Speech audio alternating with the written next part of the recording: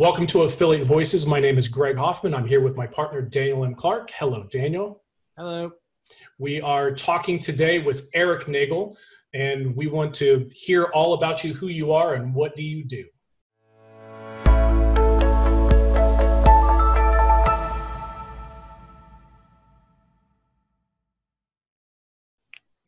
Wow, that's it? That's how you're going to throw me in here, huh?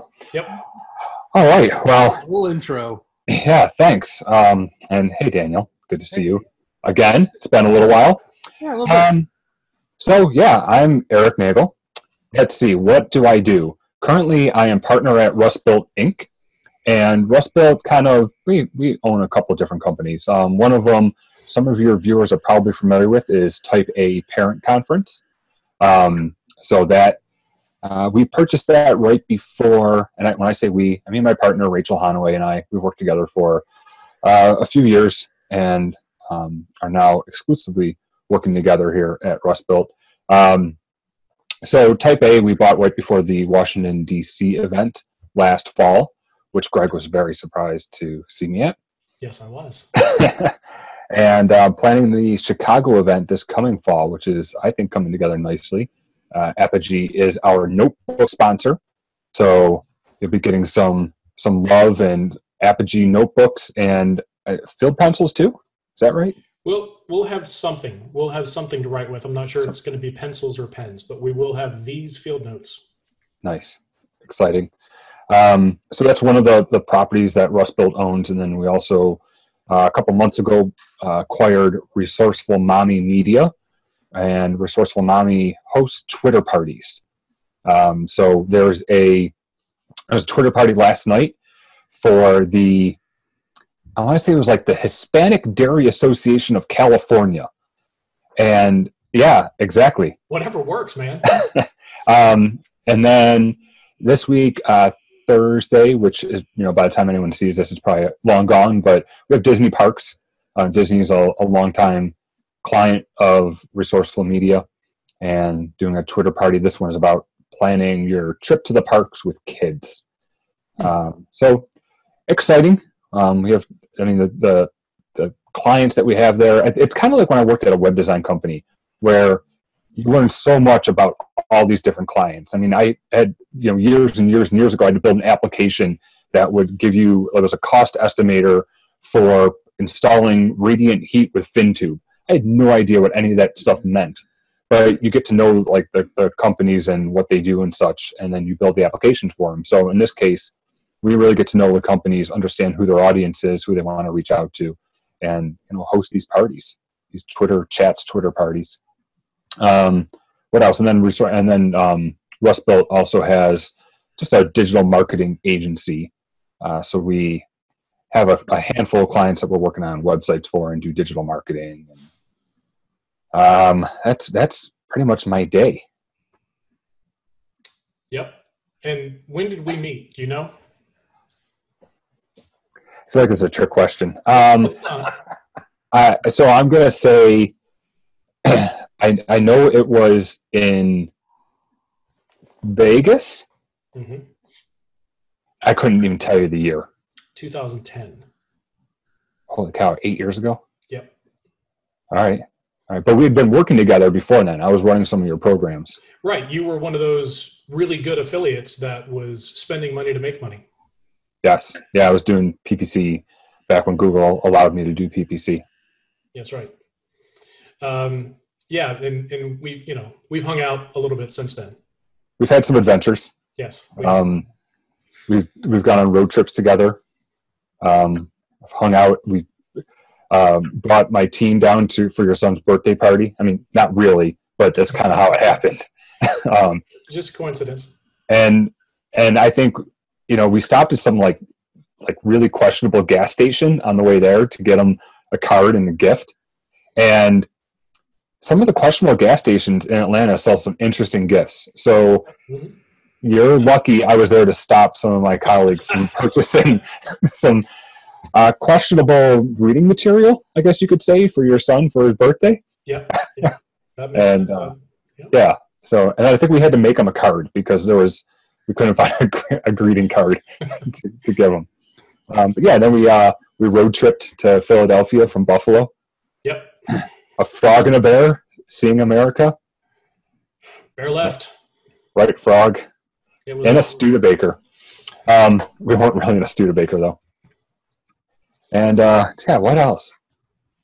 Oh, and you came up a few months ago to see my Christmas lights, which your goal. So this is, I think, the funniest thing. So first of all, Greg's wife, Jen, was terrified of coming to Buffalo in the winter because she's going to get stuck here in a snowstorm. And sure enough, they get here, and there's a terrible snowstorm. Like, we haven't had a snowstorm like this in, I would say, 4 years, which I got to drive through with Greg riding shotgun, videotaping the whole thing. I think he was trying to, like, have proof of his death in case they found our car. They could, like, look at his video and be like, oh, this is what happened. Greg learned that traffic lights are completely optional when there's a snowstorm because basically by the time you get underneath it, you can't stop. You're already there. And it's better if you follow a snowplow. Yes. Yeah. If you get behind a snowplow, you're pretty good odds of making it. But we went out to get wings because it's what you do. And we probably passed a dozen places that we could have gotten wings from while we were out in the snow, but we had to go for the good stuff, which is Duff's, by the way. Yeah, that's the good stuff. And then we walked to Canada, which was my first time doing that. And then we had to pay 50 cents to get back into the United States. 50 cents per person. Which we didn't have quarters. We weren't expecting that. Right. And there were 4 change machines. I forget why. Like, one took Canadian dollars or dollars, which are the loonies. And then one was for U.S. dollars. And why were there 4 of them? I don't know. Because there could be massive amounts of people that were coming through. Well, there weren't. No. Especially not in December after a snowstorm. Nope. All right. So what was your first experience in affiliate marketing? Oh, man. I have no idea how I got in, because I built my first affiliate links in 1999. And I should have stuck with it then because, I don't know, I'd be talking to you not from the attic of my house, but from a private deserted island in the middle of the Bahamas if I stuck with it back then. Because I tell people it doesn't get any easier. So should have stuck with it then. My first real memory of affiliate marketing was I received a check from CJ, and it was like $235 from the eToys affiliate program. And I'm like, great, I didn't even know I was promoting them. Apparently something's working somewhere. I had no idea what was going on, so I got this check, and I deposited the check, and then CJ wrote to me and said, oh, we sent that to you in error. Can you send it back? And I said, nope. So that's my first memory. But then, so, you know, when I was talking earlier about working for the web design company, we had a client who was in London, and I was his programmer, his project manager, and his salesperson. And this was shopperuk.com. And actually 13 years ago, this past Sunday, I left that company to work for Shopper UK. And he taught me, you know, my core foundation from affiliate marketing was taught to me by him. So I kind of learned a lot on the UK side of things, and then brought it back to the US. The US was, you know, a couple of years behind the UK market, and I would argue still are. That, you know, the UK, they're just so far beyond us, and not so much in technology, but even in self-regulation and such. They have it together over there. Yeah. I kind of did the same thing as you. I had my first website up in the late 90s, 98, 99. I was learning how to build websites with Microsoft Front Page 98. Oh, yeah. You know, things like that. And I put up affiliate links for like CD Now. Yes. Remember them? Yep. Yeah. Yep. And I never made any money on them, you know, but I put up affiliate links and I just kind of forgot about it until about 2004, 2005, when I got serious about it. Yeah. And I wish I hadn't done. And back then, I think it was just, we took as many affiliate links as we could and banners and shoved it on one page and said, here's the shopping directory. Right. that totally doesn't work. It might have worked for one or two sites back then. My first success in affiliate marketing, I would say real success, was I built a online backup comparison site. And that's where I learned the power of comparison websites. I learned a lot about the psychology of comparison shopping. Yeah, I remember you did that. Yeah. Yeah. That worked well. So that allowed me to leave Shopper UK and do this affiliate marketing thing on my own. And then, everyone looks at Retail Me Not and says, "Ooh, that looks cool." So I built a coupon site, which did pretty well. That's when I started working in your programs, Greg, Right. Doing trademark plus bidding, which a lot of programs still allow these days. Some of them you have to know the affiliate manager and get special permission and have a track record and such. But it's still doable. That died up when Google banned me from AdWords, which I get, but I don't get. I get why so I was banned. So my competitive edge is I'm a programmer. So I wrote scripts that would automatically download the coupons and populate my website, which isn't, anything special. But then I wrote scripts that would automatically turn ad groups on and off. So if I'm driving traffic to a certain merchant's page for their coupon and there's no coupons, that's wasted money in my eyes. So my script would turn off those ad groups and then turn them back on when they came back on. And I had, I think, close to 300 ad groups running that were turning on and off all the time, as long as I had coupons on the site. That just got boring. So I let that site kind of die off. And that led me to working for FMTC for a few years. And last year left that and back to do my own thing. So you have you have a really wide range of experiences and skill set, right? Yeah. If you could give one tip to somebody coming into the industry for making money, what would it be? Focus on your competitive advantage. So many people out there are focused on what everyone else is doing. And it's good to get an idea of what people are doing. Like I mentioned before, I saw Retail Me Not. I said, that's cool. I can build that. And I did. But every one of us and anyone that you walk, turn into at Affiliate Summit or any, the Apogee Facebook group, every one of you has a competitive advantage. So it's understand what that is and focus on using that to gain market share over your competition. Mm-hmm. Makes sense.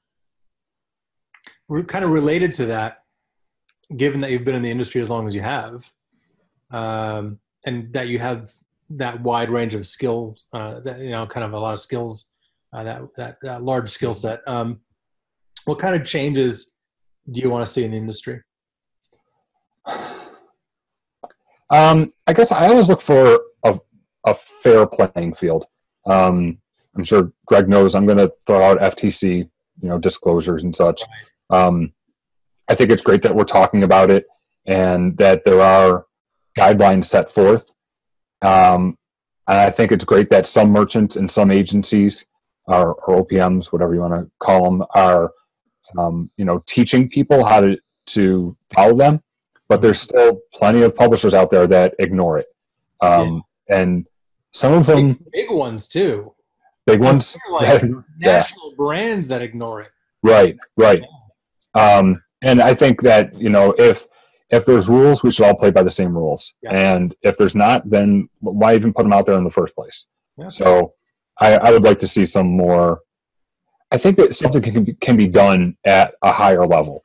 I think that the networks can, and I don't know how they would monitor and regulate this, but just say that, hey, we know that this publisher plays by the rules, and maybe you have to get to a certain point, and maybe as a publisher, if I'm making $5,000 a month with a network, I'll pay $100 a month for you to audit my sites, make sure I'm playing by the rules, look at my transactions, not every single one, but, do a spot check, say, yep, Eric's on the up and up, and give me a little, icon next to my name. So then when you're going through applications and you see my application, you know, oh, he's a good guy. He plays by the rules. He's not going to get the FTC knocking on my client's door. It's not a bad idea. I like that. It's manpower. But getting those networks to actually do that is going to be the hard problem. Right. It's manpower, and, you know, and to get the publishers to say, yeah, I'll give up $50 a month, $100 a month. I mean, really, once the audit's done the first time, it's just spot checking. Yeah. And you can write programs to do that. I mean, I've done plenty of consulting for agencies, and, you know, I start looking at transaction data. I'm like, all right, you know, you have spyware or a toolbar in this program. Like, well, how do you know? And it's like, well, look, right here. You know, it's not hard to see it. If I can open it up, your transaction log, and find it in a few minutes, right? The networks know what they're looking for. I've been asking Brand Verity to create some type of FTC tool for the last couple of years, and I'm just waiting for some vendor out there to create that we could use. Hey, I know a company that makes tools. That's right. We should talk. Okay. We've got a couple minutes left. So what is coming up for you, for Rust Built? What does the rest of the year hold for you?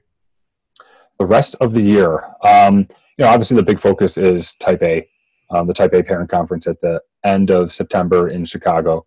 That it's taking up a lot of time. We're kind of, you know, we're not building it from scratch because it has a 10-year history, but we also don't have a playbook that we're going off of. So there's a lot of things that we're, you know, kind of picking up as we go along. It'll be easier for us the following year, but that's coming along. The Type A Tribe is a private Facebook group, and there's private webinars. The webinar I was telling you guys about earlier before we were recording. That's, you know, we do monthly webinars for the tribe and teach them all sorts of things. Yesterday's was on Facebook Live, and I have a whole page of notes. The speaker was just absolutely amazing. So some more tools coming out for tribe members. You know, we talk to them and we just understand what they're always looking for. And like, oh, I wish there was a solution for this. Like, okay, you know, just give us a little bit. And so we're coming out with some new tools and redesign of that. And then with social media right now, there's plenty of opportunities there to pick up some more Twitter parties and expanding that offering into other social channels, which I don't want to get too far into yet, but that'll be coming around soon. So yeah, that's the year. Is Rachel going to be at Share Yourself Think Tank? Because I know you're not going to. Yeah, I will be in New Orleans during Think Tank. So Rachel is coming down to Chicago, which is kind of weird to say. Not many places are up from Chicago, right. But yeah, she's coming down from to Chicago. So she'll be there setting up some meetings and such. Okay, sounds good. Kristen and I will be there. Nice. You guys can make fun of me. I'm sure you will. I'm sure there will be some pictures sent back to you. I know. I'll be jealous. Yep. I'm bummed I can't make it, but it was awkward timing. Where can people reach you if they have any questions or if they want to join the tribe or anything like that? Yeah, so email-wise, eric@rustbuilt.com is probably the best way. I have like 100 email addresses, but that's probably the best way. Twitter @EricNagel, or find me on LinkedIn. If it's a professional connection, you know, LinkedIn is the way to do it. Don't find me on Facebook, please. All right. I think that'll do it for this Affiliate Voices. Thank you very much, Eric. Thank you. Thanks, Eric. Yep. You've been watching Affiliate Voices with Greg Hoffman and Daniel Clark. If you want to learn more about affiliate marketing, please hit subscribe and watch more of our videos.